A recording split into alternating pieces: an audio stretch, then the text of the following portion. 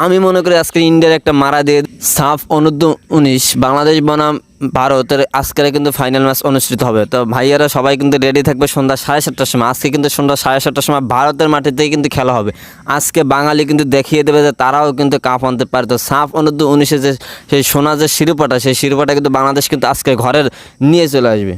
তো ইতিমধ্যে কিন্তু এই টুর্নামেন্টে কিন্তু বাংলাদেশ এখন পর্যন্ত কোনো ম্যাচ হারে না এবং ইন্ডিয়াও কিন্তু ইতিমধ্যে কোনো ম্যাচ হারে না। তো আজকে কিন্তু কোনো না কোনো এক দল কিন্তু অবশ্যই পরাজিত হবে। তো যে দল পরাজিত হবে সে দল কিন্তু কেঁদে দেবে, আর যে দল জয়ী হবে সে দল কিন্তু অবশ্যই কিন্তু শিরোপা নিয়ে কিন্তু দেশে ফিরবে। যদি আমাদের হয় তাহলে কিন্তু আমরা কিন্তু অবশ্যই দেশে নিয়ে আসবে শিরোপা।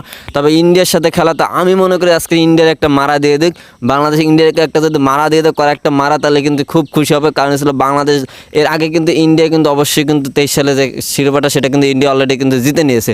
আমরা চাই যে এবারে শিরোপাটা আমাদের হাতেই আসুক, কারণ আমরা সাফ অনূর্ধ্ব-19 আমরা চাই যে এবারে কাপটা আমাদের হাতে আসুক।